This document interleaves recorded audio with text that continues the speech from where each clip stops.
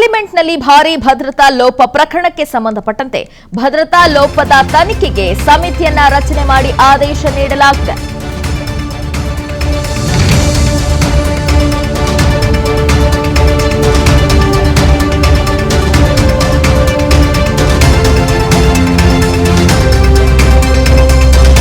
ಈ ತನಿಖೆಗೆ ಸಮಿತಿಯನ್ನ ರಚನೆ ಮಾಡಲಾಗಿದೆ.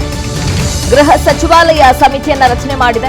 ತಜ್ಞರನ್ನ ಒಳಗೊಂಡ ಸಮಿತಿಯನ್ನ ಕೇಂದ್ರ ಸರ್ಕಾರ ರಚನೆ ಮಾಡಿದೆ. ಲೋಕಸಭೆಯ ಸಚಿವಾಲಯದ ಕೋರಿಕೆ ಮೇರೆಗೆ ತನಿಖೆಯನ್ನ ನಡೆಸಲಾಗುತ್ತೆ.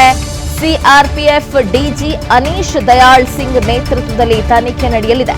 ಭದ್ರತಾ ಲೋಪ ಸಂಬಂಧ ತನಿಖೆಯನ್ನ ಈ ತಂಡ ನಡೆಸಲಿದೆ.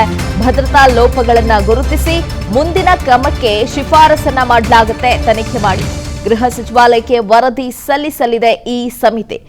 ನಿನ್ನೆ ನಡೆದಂತ ಘಟನೆಯ ನಂತರ ಈಗ ಭಾರೀ ಭದ್ರತಾ ಲೋಪ ಉಂಟಾಗಿದೆ. ಹಾಗಾಗಿ ತನಿಖೆಗೆ ಸಮಿತಿಯನ್ನ ರಚನೆ ಮಾಡಿದೆ ಗೃಹ ಸಚಿವಾಲಯ. ತಜ್ಞರನ್ನ ಒಳಗೊಂಡಂತಹ ಸಮಿತಿಯನ್ನ ಈಗಾಗಲೇ ಕೇಂದ್ರ ಸರ್ಕಾರ ರಚನೆ ಮಾಡಿದೆ. ಸಿಆರ್ಪಿಎಫ್ ಡಿಜಿ ಅನೀಶ್ ದಯಾಳ್ ಸಿಂಗ್ ನೇತೃತ್ವದಲ್ಲಿ ತನಿಖೆ ನಡೆಯಲಿದೆ. ಈ ಭದ್ರತಾ ಲೋಪದ ಹಿನ್ನೆಲೆಯಲ್ಲಿ ಈಗ ದೇಶಾದ್ಯಂತ ಸಾಕಷ್ಟು ಚರ್ಚೆ ಆಗ್ತಾ ಇದೆ. ಸಂಸತ್ನಲ್ಲಿ ನಡೆದಂತಹ ಈ ಘಟನೆಯಿಂದಾಗಿ ಈಗ ತನಿಖೆಯನ್ನ ಮಾಡಲಾಗುತ್ತೆ. ಹಾಗಾಗಿ ವಿಶೇಷ ತಂಡವನ್ನ ಕೂಡ ಅಂದ್ರೆ ಸಮಿತಿಯನ್ನು ರಚನೆ ಮಾಡಲಾಗಿದೆ.